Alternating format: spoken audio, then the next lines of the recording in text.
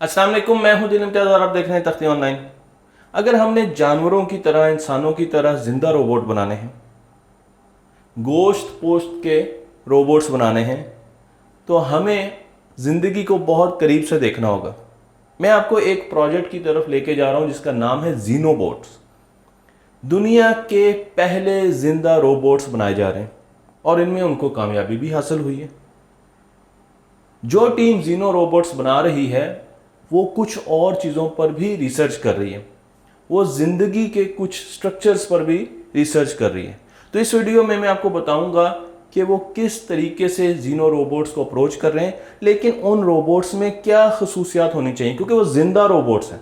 वो आम रोबोट से डिफरेंट होंगे। उनकी बॉडीज मेटल की या प्लास्टिक की या सिंथेटिक मटेरियल की नहीं बनी होगी, बल्कि जिंदा इंसानों की तरह उनकी बॉडीज के ऊपर भी स्किन होगी। और फ्यूचर में जब ये रोबोट्स बनेंगे तो इंसानों को, जानवरों को और इन रोबोट्स को अलग करना, सेपरेट करना, डिस्टिंग्विश करना बहुत ज़्यादा मुश्किल हो जाएगा। मैं आपको लेके चलता हूँ एक साइंटिस्ट की तरफ जिनका नाम है माइकल लेवन, जो कि जीनो बोट्स पर ही काम कर रहे हैं। और उनके ही एक लेक्चर से मैं ये वीडियो बनाने जा रहा हूँ, जिन्होंने ये बताया है कि अगर आपने जिंदा रोबोट्स बनाने हैं तो उनमें कुछ खास खसूसियात आपको चाहिए। अगर आप किसी भी जानवर की पैदाइश देखें तो वो एक छोटे सेल से होती है।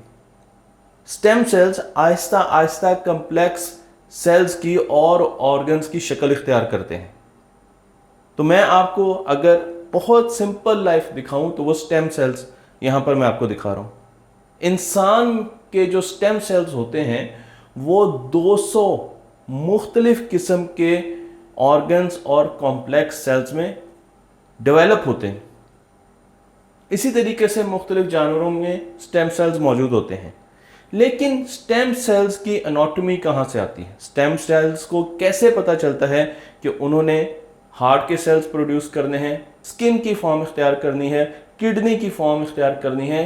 ये इंफॉर्मेशन स्टेम सेल्स में कहाँ से आती है? बहुत अरसे तक इंसान ये समझते रहे कि ये इंफॉर्मेशन हमारे जेनेटिक मटेरियल से आती है, लेकिन जीनोम, ह्यूमन जीनोम प्रोजेक्ट के बाद हम जान चुके हैं कि ये इंफॉर्मेशन हमारे जेनेटिक मटेरियल से नहीं आती। फिर सेल डिफरेंशिएशन के बारे में बहुत सी बात की गई, लेकिन आज भी इंसान इस चीज़ को समझने से कासिर है कि सिंपल वर्जन ऑफ सेल्स, जिन्हें स्टेम सेल्स कहा जाता है, उनको कहाँ से ये इंफॉर्मेशन मिलती है कि उन्होंने किसी और ऑर्गन के सेल्स बनना है। हम इस पर बहुत ज़्यादा रिसर्च करें, लेकिन रोबोटिक्स में इस प्रोसेस को हमने लेके जाना है और हमने जो जिंदा रोबोटिक्स बनानी है उसमें स्टेम सेल से मुख्तलिफ ऑर्गन्स को डेवलप करना है। इसलिए इसके बारे में हमें बहुत अच्छे तरीके से मालूम होना चाहिए। तो इस पर बहुत ज़्यादा रिसर्च हो रही है, लेकिन साथ साथ और भी पहलुओं पर रिसर्च हो रही है। एक रिसर्च ये हो रही है कि अगर आप एक एम्ब्रियो को दो हिस्सों में काट दें, डिवाइड कर दें, तो दो प्रॉपर एम्ब्रियो डेवलप हो सकते हैं और होते हैं। और अगर आप उल्टा कर दें, दो मुख्तलिफ एम्ब्रियोज को इकट्ठा कर दें, तो आपको वो खसूसियात एक एम्ब्रियो में नज़र आना शुरू हो जाएंगी। मैं आपको यहाँ पर तस्वीर दिखा रहा हूँ और इस तस्वीर से भी आपको अंदाज़ा होगा कि किस तरीके से हम एम्ब्रियोज को अलग भी कर सकते हैं और उनको इकट्ठा भी कर सकते हैं। तो मुख्तलिफ किस्म की खसूसियात रखने वाले रोबोट्स के एम्ब्रियोज को हम इकट्ठा कर सकते हैं या उनको अलग भी किया जा सकता है। रोबोटिक्स में, बायोलॉजिकल रोबोटिक्स में हमें एक और खसूसियत की बहुत ज़्यादा ज़रूरत है। यह खसूसियत आपको मूवीज़ में तो बड़ी नज़र आती है। जब किसी इंसान का, किसी सुपर ह्यूमन का हाथ कटता है तो उसका हाथ दोबारा आ जाता है, लेकिन जानवरों में यह खसूसियत मौजूद होती है। इसे रीजनरेशन कहते हैं। मैं आपको एक छिपकली की मिसाल देता हूं जिसे सैलमेंडर कहा जाता है। सैलमेंडर एक ऐसी छिपकली है जो अपने ऑर्गन्स को रीग्रो करती। आप उसका कटा हुआ हाथ कुछ अरसे के बाद देखें तो आपको नजर आएगा कि उसके हाथ ने अपने आप को ग्रो कर लिया, दोबारा पूरा हो गया। आप उसकी दुम को देखें तो वो भी आपको कुछ अरसे के बाद पूरी नजर आती है, हालांकि वो कटी हुई होती है। तो छिपकलियों में ये खसूसियत मौजूद होती है कि वो अपने डैमेज पार्ट्स को रीग्रो कर सकती हैं। लेकिन जो रीजनरेशन का बादशाह है वो एक मैक्सिकन वॉकिंग फिश है। इसका नाम है एक्सॉल्टर, इसका नाम है एक्सोलॉटर। और ये अपने हार्ट को, अपनी दुम को, अपने दिमाग को, अपनी स्पाइनल कॉर्ड को रीजनरेट कर सकती है, अपने लिम्स को रीजनरेट कर सकती है। तो हम ये चाहते हैं कि ये खसूसियत रोबोटिक्स में भी है। बायोलॉजिकल रोबोट भी अपने लिम्स को, अपने मुख्तलिफ ऑर्गन्स को रीजनरेट कर सकें। इसलिए हम इन पर बहुत ज़्यादा रिसर्च कर रहे हैं ताकि हम बायोलॉजिकल रोबोट्स बना सकें। लेकिन बायोलॉजिकल रोबोट्स बनाने में, जिस तरीके से जीनोबोट है, वो बनाने में हमें फ्लैट वर्म्स भी बहुत मदद दे रहे हैं। फ्लैट वर्म्स कभी बूढ़े नहीं होते, इनके सेल्स पुराने होकर हमेशा बदलते रहते हैं। हमें आज तक मुख्तलिफ स्टडी से इनकी उम्रों के बारे में अंदाज़ा होता है और इंसान समझता है कि ये बहुत अरसे से, बहुत ज़्यादा अरसे से ज़मीन पर मौजूद हैं और कहा जाता है कि इनको कभी मौत नहीं आती। एक रिसर्च ये कहती है कि एक फ्लैट वर्म के 273 टुकड़े भी किए जाएं तो वो सारे के सारे प्रॉपर फ्लैट वर्म्स बनेंगे, वो टारगेट स्ट्रक्चर को अचीव करेंगे, वो ऐसा ऐसा रीडेवलप करेंगे, रीजनरेट करेंगे और 273 पूरे डेवलप्ड फ्लैट वर्म्स आपको कुछ अरसे के बाद नजर आएंगे। तो हम तो ये चाहते हैं कि बायोलॉजिकल रोबोट्स में भी ये खसूसियत है। अगर उनको हम आधा काट दें तो वो दोबारा 2 रोबोट्स में कन्वर्ट हो जाए। ये चीज़ हमें मिली है फ्लैट वर्म से। लेकिन इंसान भी रीजनरेट करता है, इंसान का लिवर रीजनरेट करता है। अगर आप लिवर का कुछ हिस्सा काट दें तो लिवर ऐसा ऐसा अपने आप को रीजनरेट करता है। छोटे बच्चों की जो पोरें होती हैं, फिंगर टिप्स होती हैं, वो भी रीजनरेट करती हैं। अगर वो डैमेज हो जाए तो वो कुछ अरसे के बाद ग्रो कर सकती हैं।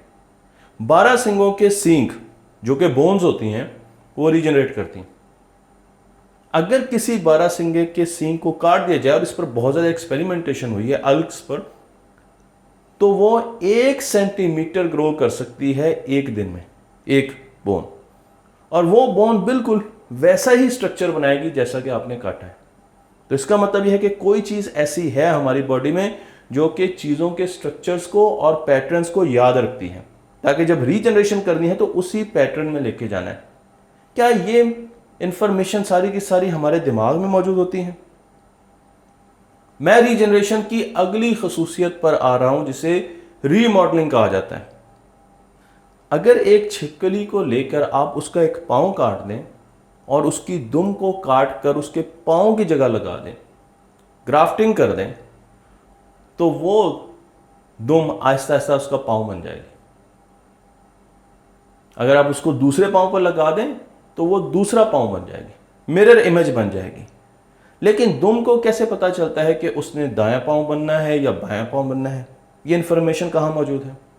इसे रीमॉडलिंग कहा जाता है। यानी रीजनरेशन से भी आगे आप एक बॉडी पार्ट लें, उसको किसी जगह लगाएं, वो बिल्कुल उस बॉडी पार्ट जैसा हो जाए। इस पर हम रिसर्च कर रहे हैं कि ये प्रोसेस कैसा हो रहा है। मैं आपको फंक्शनल प्लास्टिसिटी के बारे में बताना चाहूंगा जो कि हम चाहते हैं कि बायोलॉजिकल रोबोट्स में है। हमने एक मेंढक लिया और उसकी 2 आंखें थी, तीसरी आंख हमने एक और मेंढक के लिए और उसकी दुम पर लगा दी और देखा कि क्या उसके न्यूरो पाथवेज चेंज होते हैं। साइंसदान हैरान रह गए कि उस मेंढक को तीसरी आंख से जो कि उसकी दुम पर लगी हुई उससे भी नजर आता था।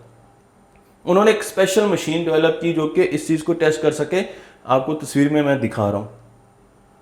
और उस मशीन ने हमें बताया कि अब इस मेंढक को तीनों आंखों से नजर आता है और वो ज्यादा फोटोसेंसिटिव है, वो रोशनी की तरफ ज्यादा अच्छे तरीके से जा सकता है। उसके न्यूरो पाथवेज अडॉप्ट करके चेंज कर गए अपने आप को, ताकि वो एक एडिशनल आंख को भी फंक्शनल प्लास्टिसिटी दे सकें।